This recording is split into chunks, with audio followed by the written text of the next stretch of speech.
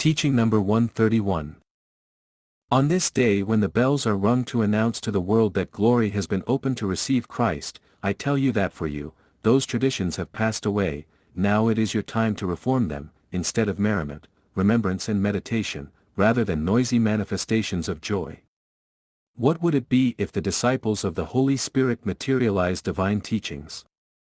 The Spirit is life, and therefore, it will never cease to be. It is necessary that it be perfected so that it can dwell in the heights.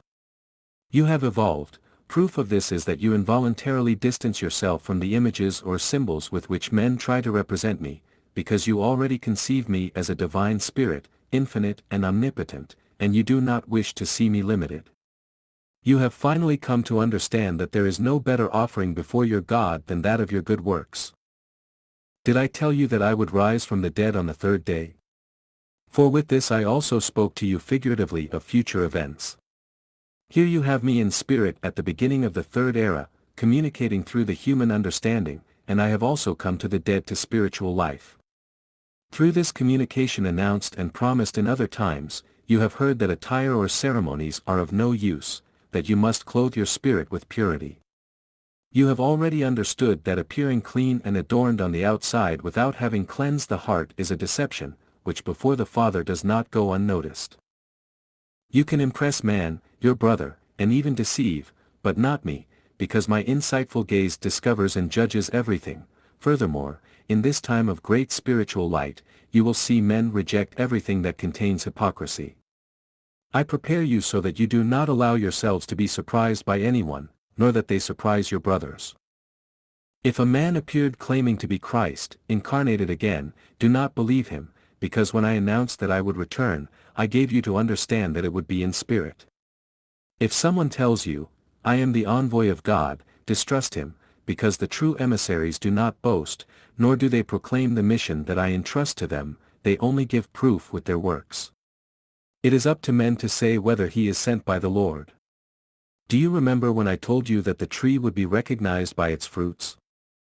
I do not forbid you to taste the fruits of the trees, but you must be prepared so that you know how to distinguish the good fruit from the bad. To those who love the truth, I will set them as lamps to light the path of their brothers. I come looking for your spirit, that being invisible to your eyes, for whom I became a man and shed my blood at that time, to teach it to fulfill its mission. Fear not to meet men on your way who will deny my presence in this guise. They are blind who do not yet have light in their spirit. At that time they also denied me, and when they saw my wonders they had to proclaim that Jesus was the promised Savior. You will see in this time those who have denied me, contrite and sorrowful before you, without finding words to confess that this doctrine has come from God. On this day, when the multitudes run with great fanfare to their churches, to celebrate the moment in which the glory opened to receive me, I tell you, that all this is just a tradition to impress the heart of the humanity. They are only rites that today materialize my divine passion. You do not follow in that trend, erecting altars and symbols, do not make representations of sacred events, nor wear special clothes to distinguish yourself, because all that is idolatrous worship. Invoke me with your heart, remember my teaching and imitate my examples. Offer me the tribute of your amendment and you will feel how the gates of glory open to receive you. Believe that, just as Jesus rose from the dead on the third day, today in the third era, I have risen again from among men, dead to faith and grace, to come to teach you through human understanding the beauties of the spiritual life. And I say to the multitudes who listen to me, why do you cover yourselves with robes and ornaments and do not do better by covering your spirit with purity? I only want to contemplate that clothing on you. Flee from the false and profane representations that are made of me and my passion, because no one can represent me. Live my examples and teachings. Whoever does so, will have represented his master on earth. While some burn incense and myrrh as an offering to my divinity, I teach you to offer me the essence of your heart, the perfume of your spirit. That spiritual offering is what I want from you. In this dawn of grace humanity commemorates the third day, in which Christ rose to comfort his apostles and crossed the threshold of death to visit the needy in spirit. Remember that I have told you, I am the great farmer or the shepherd, you carry those missions too. Who but a shepherd is the one who can guide the spirits and lead the people? And the father of a family who cultivates hearts or the teacher who guides minds, are they not farmers? Each one has been assigned a portion to guide or cultivate, and that mission is not finished with material death. The Spirit, the same on earth as in the spiritual world, continues to sow, cultivate and harvest. The major spirits are the ones that guide the minors, and these, in turn, guide others to a lesser degree of development, the Lord being the one who leads them all to the fold. If I have told you that the greater spirits guide the lesser ones, that does not mean that those spirits have been great from the beginning and that the latter must always be small before their brothers. Those who are now great, it is because they have risen and developed in fulfillment of the noble mission of loving, serving and helping those who have not reached that degree of spiritual evolution, those who are still weak, those who have lost and those who suffer. Those who are small today will be great tomorrow through their perseverance on the path of evolution. The ladder of spiritual improvement that Jacob saw figured in his prophetic dream is the path that begins in the world and ends in heaven, that begins in the material world and ends in the perfection of spiritual life. Do not abandon your children, your disciples, your peoples, not even with death, because the distance between one world and another is only apparent. From the spiritual valley you will be able to continue caring for, guiding and cultivating your portion, and many times you will be able to carry out such great works that on earth you would have judged impossible. Blessed is the path of your spirit, which makes you know the love of your Father more clearly every day and teaches you to understand the greatness of His works. After these teachings, will it be possible for someone to continue waiting for death to free him from his cross, or will there be someone who fears that it will come to snatch his seed? Everything lives in me, everything in me is eternalized, nothing is lost. In this age I come to visit you in your home, because if you seek me, I also seek you. I want to talk with you, let me penetrate to the bottom of your heart and do not try to hide your sorrows or your faults. Try to hear me in the silence, raise your spirit towards your Father and soon you will hear my voice, speaking to you in a language that has never been heard by you, and which you will be able to understand, as if you had always been listening. You should not be surprised by this, because you must understand that I am the universal word. I speak to consciences, I speak to hearts, spirits, reason and senses, I speak in all beings, my voice never stops. Learn to listen to me and analyze my lessons. Remember that I told you that whoever drinks the water of my word will never thirst again. I have poured out my wisdom on everything that exists so that you can collect it throughout your journey. Even if there were no religions in the world, it would be enough for us to concentrate in the depths of your being to find my presence in your inner temple. I also tell you that it would be enough to observe how much life offers you, so that you find in it the book of knowledge, which at every step shows you its most beautiful pages and its deepest lessons. You will then understand that it is not fair for the world to go astray when it carries the path in its heart, nor that it be confused in the darkness of ignorance dwelling in so much light. I have not come to judge you for the sole purpose of passing sentence on every sinner, I have come to judge you, but not before offering you a new opportunity to free your spirit from all its faults. I am calling everyone, because I want to be surrounded by that great family that for me is humanity, in which I have deposited so much complacency and tenderness, to the point of becoming their son. You, who have had the opportunity to listen to me in this form, know that you have come at the right time. Neither did I come before or after the right time, nor have you arrived too late or too early. This is the time that had been promised to your spirit since distant times, so that it would receive the continuation of a lesson barely begun in previous ages. You could not return to me, without first having tasted all the fruits of life and having been delighted with all the pleasures. How few are the beings who have known how to remain faithful and clean at the side of the Father. They have only done their will, but you, who many times have repeated in your prayers, "May your will be done, Lord, on earth as it is in heaven," it is a lie that you have always acted according to my will, hence, doing yours, which is imperfect, you would have made so many mistakes, that now you are paying with great bitterness, illness and misery. But you will stop doing your will, to subject yourselves to a divine authority that governs everything with wisdom and justice, then you will stop making mistakes and suffering because of them. Pray, seeking the solitude and silence of your inner sanctuary, and in that prayer the senses and powers dormant today will arise, within your being, speaking to you of past teachings and future events, inaccessible to your mind today. Then you will come to know that you have to finish some work that in previous existences you had left unfinished. It is at this time that man will begin to know himself spiritually. You are already at the door of the sanctuary where you will find the explanation of all the mysteries that until now have surrounded you without being able to explain them. But woe to those who, despite my constant calls, are deaf or insensitive to the voice that incessantly knocks at the doors of their hearts, because boredom and sadness never imagined until now will be in them.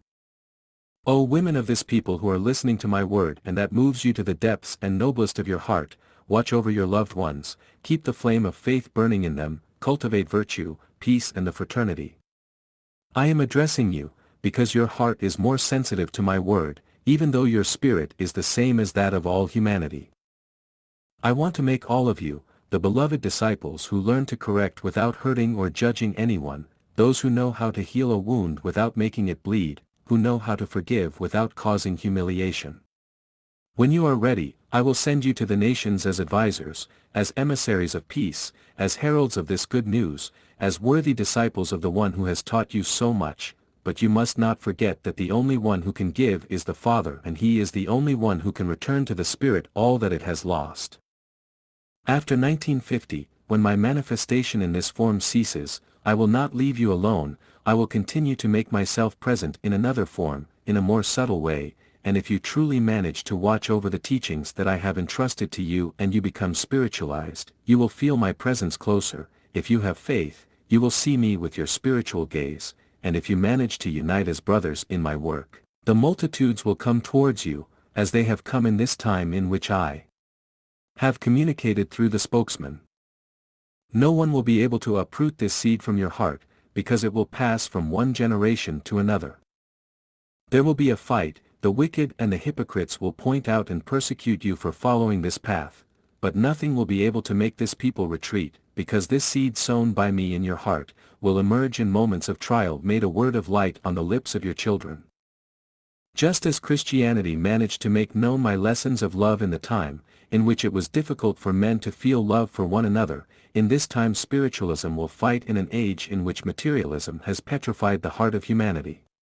And if in those times the word of Christ shook the foundations of men's lives, even now this light will shake their most sensitive fibers. There will be times when apparently my seed will have disappeared, but it will prevail and persist among all the events of the earth. If some come to hide my truth, others will make it known. If the parents are silent, the children will speak, but my word will flow from the lips of my disciples and the testimonies will appear everywhere. But do not pretend to see the fulfillment of everything that I now announce to you. Let the seed germinate first, after the plant bears the desired fruit, and even so you must let the fruit ripen. Then you will see how all my prophecies are confirmed one by one. Some of you are anxious, others negligent, but I tell you that all of you must be patient and persevering. When you know what it costs to pick a fruit or a seed after having cared for it and cultivated it, you will have true love for it.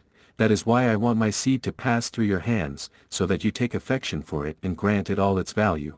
To help you in the fulfillment of your mission I come to strengthen us for the fight. The shepherd lovingly leads the flock to the fold of his love, which is for the spirits the bosom of the Lord.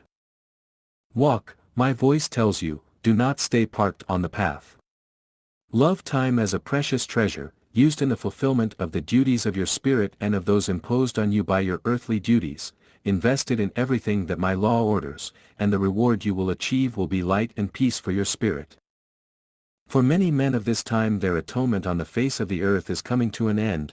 You, who are listening to these revelations and who do not know if you are in the number of those chosen, take advantage of until the last moment of your existence, examine it in the light of your conscience, analyze the trials that you have to suffer, settle all your debts as far as you can, and with that preparation you will obtain a pleasant fruit, which your spirit will gather, as soon as it crosses the thresholds of spiritual life. Do not think about death, that the unknown does not constitute an obsession for you. Think that you will live and be sure that when you look at the path of the spiritual valley, your spirit will exclaim in joy and surprise, "It seems to me that I have already passed this way." Study and interpret my teachings well, because otherwise, you would fall into fanaticism due to the misinterpretation you give to my lessons on spirituality, and this one, which is elevation, does not admit mistakes. Live purely, humbly, simply. Comply with everything that is fair within the human, as well as with everything that refers to your spirit. Take away from your life the superfluous, the artificial, the harmful, and instead recreate yourself with all that is good in your existence. The road is so flat and the weight of the cross so light, when you have already learned to live, that it will seem easy to fulfill your restitution, but for those who carry heavy loads and drag chains around the world, it seems impossible to take the path of the Lord and follow the footsteps that he traced. See that the Master is not asking you for the impossible. I am not even telling you to transform your life in an instant. Dematerialize your heart, stripped of selfishness, and you will be advancing on the path that I traced for you with meekness and love. They are not my servants who with vain words proclaim to serve me, boasting of wisdom or judging the works of their brothers. My servants, my disciples, my soldiers, are those who, with a clean, laborious and useful life, so my light as they go, leaving traces of virtue and examples of good. No one is authorized to judge the works of his brothers, because if he who is clean does not do it, why should he who has stains on his heart? I tell you this, because you are always scrutinizing your brother's seed hoping to find defects, to then show him your sowing and humiliate him by telling him that your work is cleaner and more perfect. The only judge who knows how to appraise your works is your Father who dwells in heaven. When he appears with his scale, he who understands more will not have greater merit in his eyes, but he who has known how to be a brother to his fellow men and a son of his Lord. It is necessary that my people emerge among the nations giving an example of fraternity, harmony, charity, and understanding, as a soldier of peace in the midst of those who again take the divine teachings to quarrel, hurt each other and take their own lives. To my children of all conglomerates, churches and sects, I speak through your conscience. I exhort you to reconciliation and inspire you with great thoughts of light, but it is essential that you know that I am leaving them a message with you, that you will have to deliver them in my name. You must be humble, you must not care if others offend you, you will be meek, it is they who will cause you humiliation and suffering, but at your word, which will be my message, they will not be able to cast out your spirit, so I tell you that if some are going to remain insensitive and deaf to your call, others will wake up from their long sleep and get up to go and direct their lives on the path of regeneration and repentance. Clothe yourselves with courage, faith and strength, so that you can face the fight, but I warn you, do not be intimidated when you talk to your brother because you see him well dressed or because they call him prince, lord or minister. Take the example of Paul and Peter who raised their voices before those the world called lords. They were great in their spirit and yet before no one they showed themselves to be lords and they did manifest themselves to be servants. Follow their example and bear witness to my truth with the love of your works. My peace be with you.